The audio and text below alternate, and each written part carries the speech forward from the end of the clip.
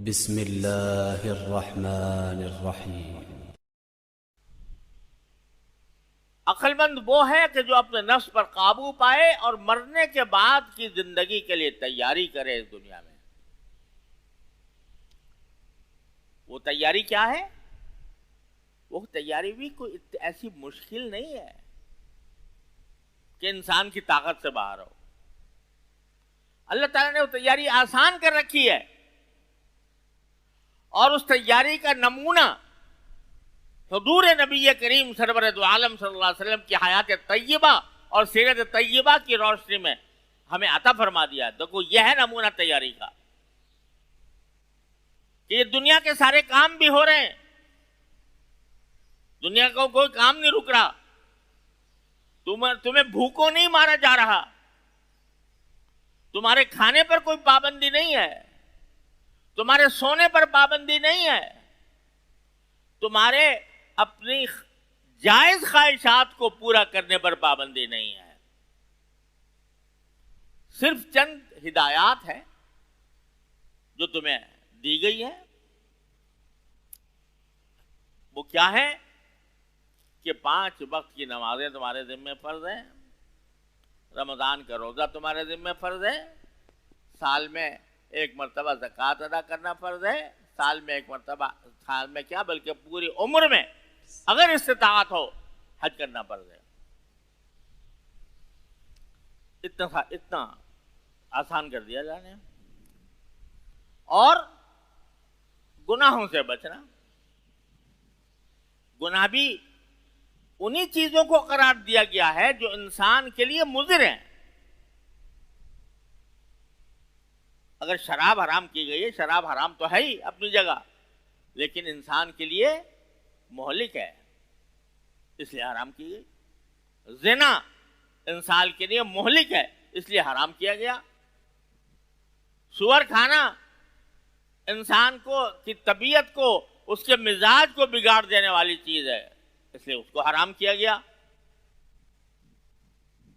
اور جھوٹ بولنا، غیبت کرنا، دوسرے پر الزام لگانا، بلا تحقیق باتیں روانہ کر دینا، یہ سب چیزیں انسان کے لیے مضر ہیں، اس کے معاشرے کو میں فساد پھیلانے والی ہیں، اس لیے ان کو منع کیا۔ ابھی رمضان سے پہلے میں نے سورہ حجرات کی آیات کی تفسیر آپ کے سامنے بیان کی تھی۔ ایک دوسرے کا مذاق نہ اڑاؤ، ایک دوسرے کو تانے نہ دو، ایک دوسرے کو برے ناموں سے یاد نہ کرو، اور وہ سارے اسباب جو معاشرے میں فساد پھیلاتے ہیں ان کو منع کیا۔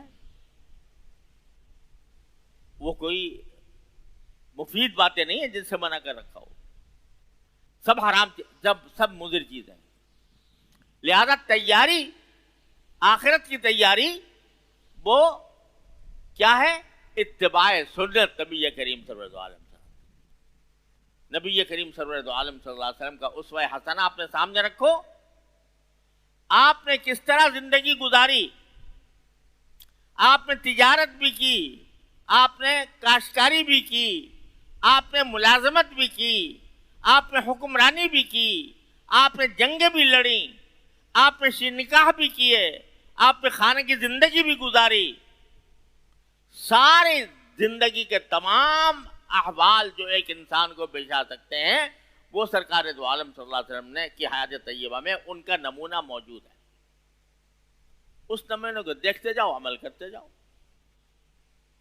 بس یہ ہے تیاری، کوئی بہت بڑا لمبا چوڑا کام نہیں ہے۔ تو فرمایا عقل مند وہ ہے جو اپنے نفس پر قابو پائے اور مابعد الموت، مرنے کے بعد کی زندگی کے لیے تیاری کرے۔ تیاری یہ ہے اتباع سنت۔ اور دوسرے عکس میں فرمایا کہ عاجز وہ ہے جس نے اپنے آپ کو اپنی خواہشات کے پیچھے لگایا ہوا ہے، جو اس کے دل میں آتا ہے کرتا جاتا ہے۔ اس میں مزہ آ رہا ہے چلو یہ کر لو، اس میں مزہ آ رہا ہے یہ کر لو، اس میں مزہ آ رہا ہے یہ کر لو۔ اور جب کہا جائے کہ بھائی یہ چیز ناجائز ہے، حرام ہے، اللہ تعالیٰ کو ناراض کرنے والی ہے، تو یہ جملہ بول دیتے ہیں ارے بھائی اللہ بڑا غفور الرحیم ہے، اللہ تعالیٰ بہت معاف کرنے والا ہے، رحم کرنے والا ہے.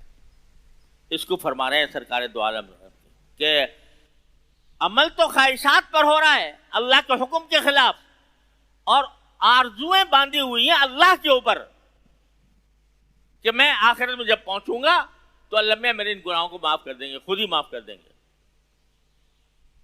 آرزو میں وہ باندھے، آرزو وہ شخص باندھے جو کچھ کر بھی رہا ہو،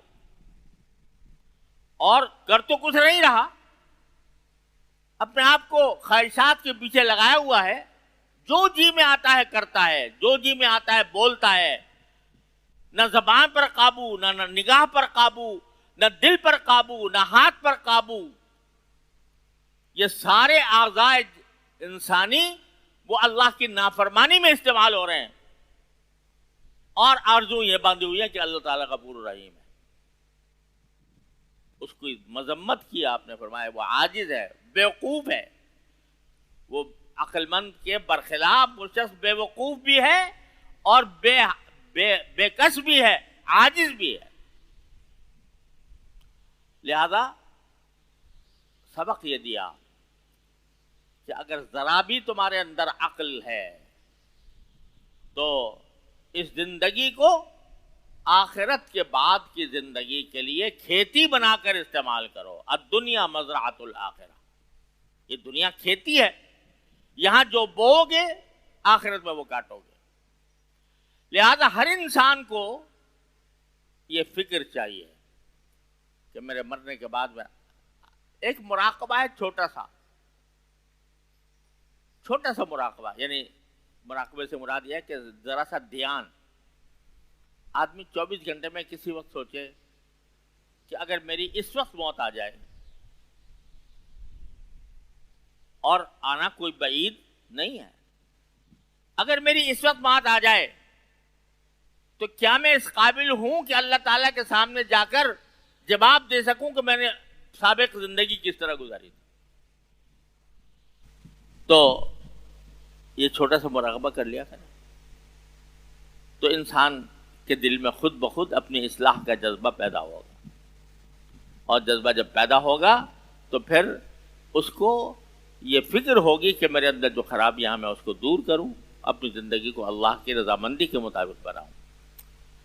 اور اس کے لیے پھر جب فکر پیدا ہو جائے گی تو پھر خود راستے ڈھونڈے گا. اگر فکر ہی نہیں ہے تو راستہ کیسے ملے گا؟ جب فکر پیدا ہوگی تو پھر وہ ایسے فکر والوں کے پاس جائے گا، ان سے معلومات حاصل کرے گا، کتابیں چھپی ہوئی ہیں ان کو پڑھے گا، نبی کریم صلی اللہ علیہ وسلم کی سنت کی اتباع کے لیے معلومات حاصل کرے گا اور اس کو اتباع کرے گا، تو انشاءاللہ پھر اصلاح ہو جائے گی. اللہ تعالیٰ اپنے فضل و کرم سے، اپنے رحمت سے ہم سب کی اس طرح اصلاح فرمائے. وآخر دعوانا الحمدللہ رب العالمین.